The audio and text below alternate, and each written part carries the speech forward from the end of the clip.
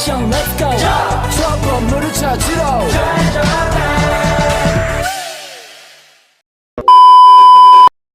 Baiklah, kali ini kita akan membahas profil singkat tentang Bapak Muhammad Natsir. Beliau lahir di Padang Panjang, Sumatera Barat pada tanggal 17 Juli 1908. Beliau wafat pada tanggal 17 Februari 1993. Beliau merupakan tokoh nasional, pemimpin politik, cendekiawan Islam, serta pernah menjabat sebagai Perdana Menteri Republik Indonesia pada tahun 1950 sampai 1951. Beliau merupakan pendiri Masyumi dan aktif dalam perjuangan kemerdekaan serta pembangunan bangsa.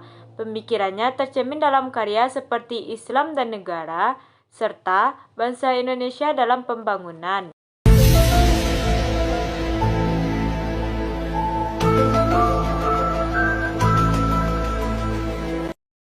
Selanjutnya, mari kita bahas pemikiran Bapak Muhammad Natsir tentang bahasa Indonesia. Pertama, konsep bangsa yang berkeadilan dan bersatu. Menurut beliau, bangsa Indonesia bukanlah kumpulan suku atau kelompok yang terpisah, melainkan satu kesatuan yang terdiri dari berbagai latar belakang budaya, agama, serta suku bangsa. Kesatuan ini tidak dibuat dengan paksaan, namun dibangun atas dasar rasa persaudaraan dan penghargaan terhadap perbedaan. Selain itu, beliau juga menegaskan bahwa kesatuan tidak akan kuat jika ada kelompok yang terpinggirkan.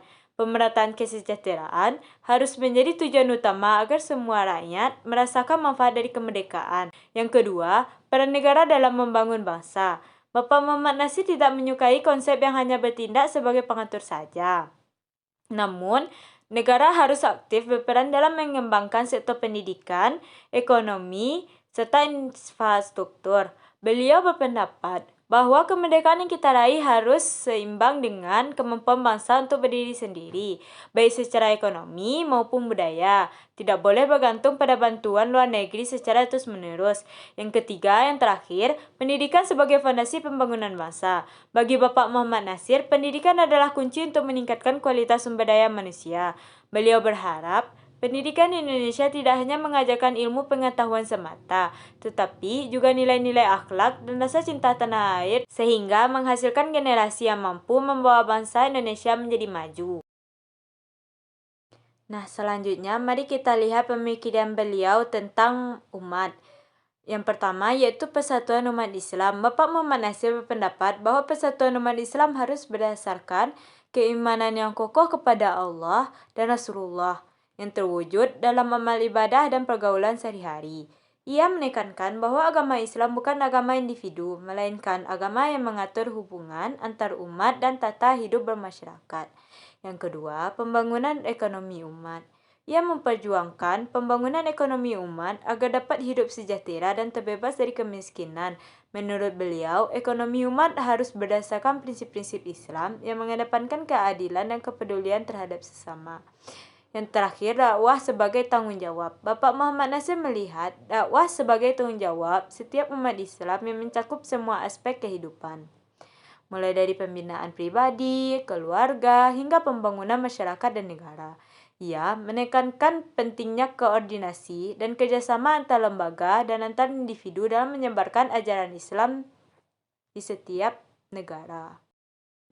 Nah, selanjutnya sekarang kita akan membahas tentang bagaimana pemikiran Bapak Muhammad Natsir dengan relevansi kondisi saat ini. Yang pertama yaitu pemersatuan bangsa. Di masa kini, yang sering dihadapkan pada polarisasi identitas dan perpecahan. Pemikiran Bapak Muhammad Natsir tentang pentingnya persatuan dan kesatuan bangsa menjadi sangat relevan. Semangat misi integral dapat dijadikan dasar untuk menghadapi berbagai tantangan yang dapat mengancam keutuhan negara. Yang kedua, harmonisasi agama dan negara. Dalam konteks keragaman agama dan budaya di Indonesia, pemikiran Bapak Muhammad Natsir tentang hubungan agama dan negara yang seimbang dapat menjadi panduan untuk menciptakan kehidupan berbangsa yang damai dan harmonis. Nilai-nilai agama dapat menjadi dasar moral dalam pembangunan negara tanpa mengorbankan hak-hak kelompok lain.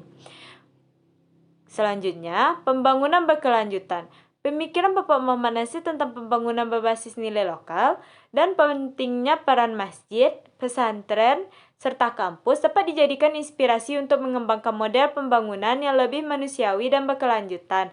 Kolaborasi antara ketiga pilar ini dapat menghasilkan sumber daya manusia yang berkualitas serta memiliki nilai yang sangat kuat.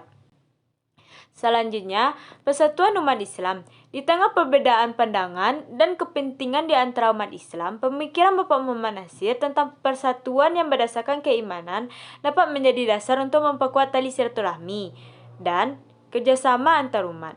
Hal ini juga penting dalam menghadapi berbagai tantangan global yang dihadapi oleh umat Islam. Yang terakhir, pembangunan ekonomi yang adil. Masalah kemiskinan dan kesenjangan ekonomi masih menjadi tantangan utama di Indonesia. Pemikiran Bapak Muhammad Nasir tentang ini yang berdasarkan prinsip-prinsip Islam dapat menjadi alternatif untuk mengatasi masalah ini serta menciptakan ekonomi yang lebih adil serta merata. Dari materi yang saya sampaikan barusan, dapat disimpulkan bahwa pemikiran Bapak Muhammad Nasir tentang umat Islam dan bangsa Indonesia memiliki nilai yang sangat relevan, bahkan di era modern sekarang ini. Prinsip persatuan yang melandaskan keimanan, pembangunan ekonomi yang adil, dakwah sebagai tanggung jawab bersama, harmoni antara umat agama dan negara, serta pembangunan berbasis nilai lokal menjadi panduan penting untuk menghadapi berbagai tantangan saat ini. Implementasi pemikiran-pemikiran ini membutuhkan kerjasama yang sangat erat dari seluruh elemen masyarakat, baik dari kalangan umat Islam maupun kelompok lain, agar kita dapat membangun bangsa yang lebih kuat, sejahtera, serta harmonis.